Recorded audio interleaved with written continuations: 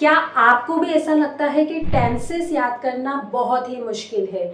यानी कि जब कोई टीचर हमको समझाता है या हम कोई वीडियो देख के टेंसेस को समझते हैं तो हमें बहुत ही आसानी से वो वीडियो समझ आ जाता है, वो टेंसेस समझ में आ जाते हैं। लेकिन जब बात आती है उनको याद करने की तो हमको काफ़ी सारी प्रॉब्लम्स को फेस करना पड़ता है। अगर सेम समस्या आपकी है तो फिक्र मत कीजिए, आज की ये वीडियो देखने के बाद आपकी सारी समस्याओं का समाधान होने वाला है। क्योंकि आज की इस वीडियो में मैं आपको एक स्पेशल चार्ट प्रोवाइड करूंगी जिसकी मदद से आप टेंसेस को हमेशा हमेशा के लिए अपने दिमाग में कैद कर सकते हैं। हमेशा हमेशा के लिए आपको टेंसेस अच्छे से याद हो जाएंगे। तो बने रहिएगा वीडियो के एंड तक। गाइस, मेरा नाम है प्रीति महेश्वरी और आज है स्पोकन इंग्लिश कोर्स का डे 9। तो आज की ये वीडियो शुरू करने से पहले जो पिछली वीडियो में मैंने आपको होमवर्क दिया था वह उस होमवर्क के जो आंसर्स है वो मैं आपसे आज शेयर करने वाली हूँ। तो सबसे पहले वो आंसर्स आप मैच कर लीजिए और उसके बाद हम वीडियो को आगे कंटिन्यू करेंगे। तो जो पिछली वीडियो में मैंने आपको होमवर्क दिया था वो परफेक्ट कंटिन्यूअस की कैटेगरी से रिलेटेड दिया था। तो सबसे पहले प्रेजेंट परफेक्ट कंटिन्यूअस के सेंटेंसेस मैच कर लीजिए। पहला है, राम 2 घंटे से खेल रहा है। Ram has been playing for 2 hours. Ram 2 घंटे से नहीं खेल रहा है। Ram has not been playing for 2 hours. Ram 2 घंटे से क्या खेल रहा है? What has Ram been playing for 2 hours. क्या राम 2 घंटे से क्रिकेट खेल रहा है? Has Ram been playing cricket for 2 hours. और राम 2 घंटे से क्यों नहीं खेल रहा है? Why has Ram not been playing for 2 hours. Same ऐसे ही पास्ट परफेक्ट कंटिन्यूअस के जो सेंटेंसेस है वो है, पहला है, राम 2 घंटे से खेल रहा था। Ram had been playing for 2 hours. Ram 2 घंटे से नहीं खेल रहा था। Ram had not been playing for 2 hours. Ram 2 घंटे से क्या खेल रहा था? What had Ram been playing for 2 hours. क्या राम 2 घंटे से क्रिकेट खेल रहा था? Had Ram been playing cricket for 2 hours. और राम 2 घंटे से क्यों नहीं खेल रहा था? Why had Ram not been playing for 2 hours. Same ऐसा ही फ्यूचर परफेक्ट कंटिन्यूअस का है, राम 2 घंटे से खेल रहा होगा। Ram will have been playing for 2 hours. Ram 2 घंटे से नहीं खेल रहा होगा। Ram will not have been playing for 2 hours. Ram 2 घंटे से क्या खेल रहा होगा? What will Ram have been playing for 2 hours. क्या राम 2 घंटे से क्रिकेट खेल रहा होगा? Will Ram have been playing cricket for 2 hours? Ram 2 घंटे से क्यों नहीं खेल रहा होगा? Why will Ram not have been playing for 2 hours? तो आई होप कि ये जो सारे आंसर्स हैं ये आपके बिल्कुल सही ही निकले होंगे। पर अगर ये सही नहीं निकले हैं तो प्लीज़ पिछली वाली वीडियो को दोबारा से देखिए, उन्हें अच्छे से समझिए और फिर से प्रैक्टिस कीजिए, फिर से सारे आंसर्स को बनाइए और मैच कीजिए, जिससे कि अच्छे तरीके से सारे टेंसेस आपको क्लियर हो जाए। पिछली वीडियोस में हमने सारे टेंसेस को बिल्कुल बारीकी से समझा है और टेंसेस हमारे लास्ट वीडियो में ख़त्म भी हो चुके थे। लेकिन अब बात आती है कि टेंसेस को याद कैसे करें। टेंसेस को याद करना भी बहुत ज़रूरी है, क्योंकि टेंसेस याद करने के बाद ही हम कोई भी सेंटेंस को आसानी से ट्रांसलेट कर सकते हैं। जो भी टेंसेस से रिलेटेड होगा तो वो सेंटेंस हम हिंदी से इंग्लिश में ट्रांसलेट कर सकते हैं। तो वो तभी हो पाएगा जब हमको उसकी पहचान और फॉर्मूलेस याद होंगे। मतलब कि सारे टेंसेस के हमको पहचान भी याद करनी होगी और उनके फॉर्मूलेस भी याद करने होंगे। उसी के बाद हम कोई भी सेंटेंस जो भी टेंस से रिलेटेड है वो हम हिंदी से इंग्लिश में ट्रांसलेट कर सकते हैं। और टेंस से रिलेटेड कई सेंटेंसेस भी हम खुद से बना सकते हैं। तो चलिए, कैसे टेंसेस को याद करना है मैं आपको बताती हूँ। यहाँ देखिए, ये चार्ट की मदद से आप आसानी से सभी टेंसेस की पहचान और फॉर्मूलेस याद कर सकते हैं। ठीक है, तो ये प्रेजेंट टेंस है, ये पास्ट टेंस है और ये फ्यूचर टेंस है। यहाँ पर सारी कैटेगरीज दी हुई है, इंडेफिनाइट, कंटिन्यूअस, परफेक्ट और परफेक्ट कंटिन्यूअस। तो देखिए, प्रेजेंट इंडेफिनाइट का जो फॉर्मूला है वो है सब्जेक्ट, वर्ब की फर्स्ट फॉर्म, ऑब्जेक्ट। ठीक है, ऐसे ही पास्ट इंडेफिनाइट का फॉर्मूला है सब्जेक्ट, वर्ब की सेकेंड फॉर्म और ऑब्जेक्ट। और फ्यूचर इंडेफिनाइट का फॉर्मूला है सब्जेक्ट, विल, वर्ब की फर्स्ट फॉर्म और ऑब्जेक्ट। तो ये 3 फॉर्मूलेज तो अलग अलग है, मतलब इसमें फर्स्ट फॉर्म आ रही है, इसमें सेकंड फॉर्म आ रही है और उसमें विल के साथ फर्स्ट फॉर्म आ रही है, ठीक। और फ्यूचर वाले तो सभी केसेस में विल आएगा ही आएगा, ये देख लीजिए, क्योंकि फ्यूचर का जो भी सेंटेंस है उसके लास्ट में गा आता है, इसलिए विल तो आता ही आता है। और इसकी जो पहचान है वो क्या है, ता ते ती के साथ है हूँ हो, और इसमें आया गया लिया दिया ली दी और उसमें गागेगी, ये पहचान है।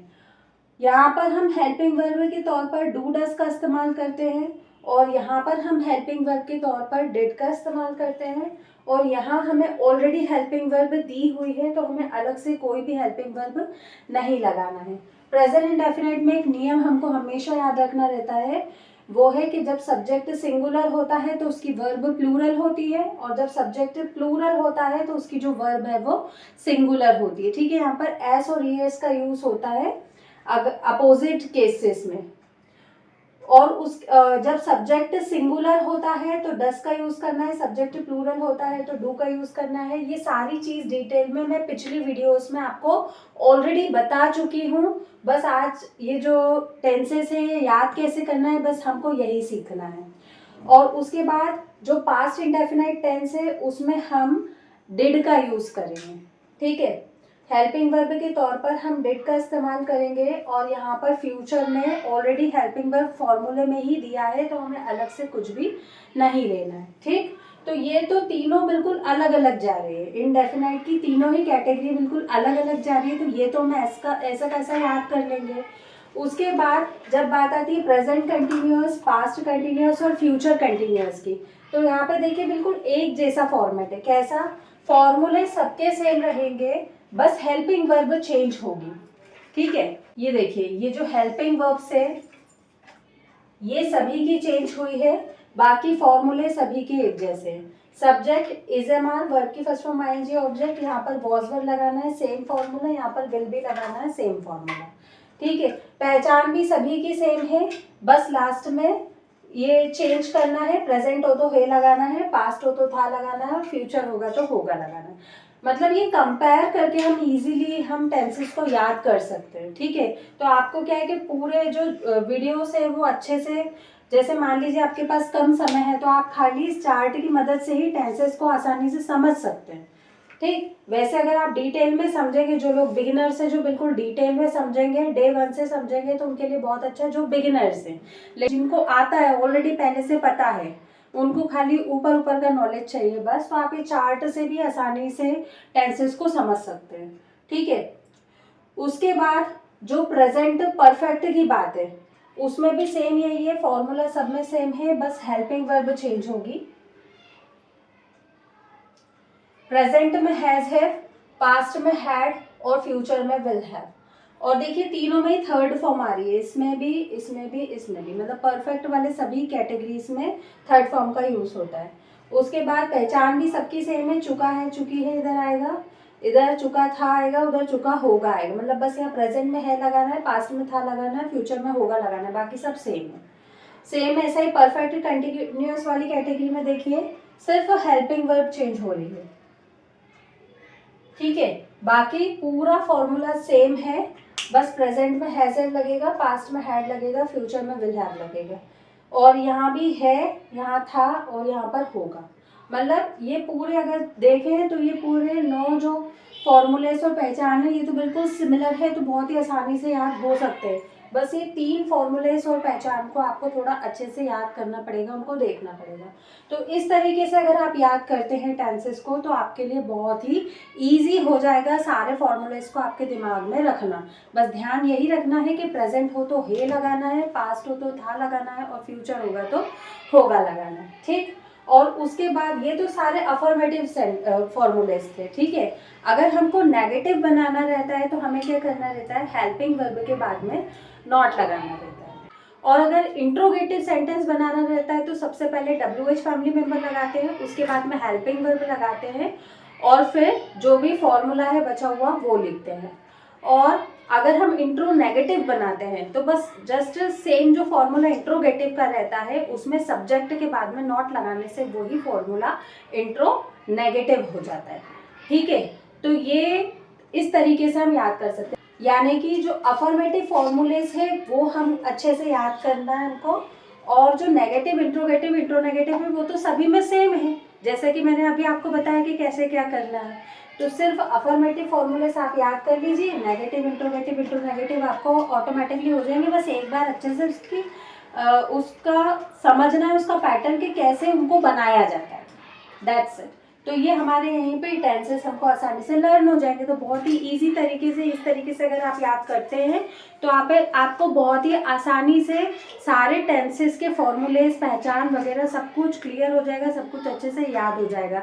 आई होप कि ये आपको बहुत ही अच्छे तरीके से समझ में आया होगा। तो जब हम नेक्स्ट वीडियो में मिलेंगे तो यही आज का आपका होमवर्क है कि आपको ये चार्ट अच्छे से याद करना है, यही आपका होमवर्क भी है, ठीक है। यही चार्ट मैं आपको होमवर्क में दे रही हूँ कि ये आपको अच्छे से याद करना है, प्लस नेगेटिव, इंट्रोगेटिव और इंट्रोनेगेटिव फॉर्मूलेस को भी अच्छे से बनाकर देखना है। तो नेक्स्ट वीडियो में मैं आपकी टेंसेस की प्रैक्टिस करवाऊंगी।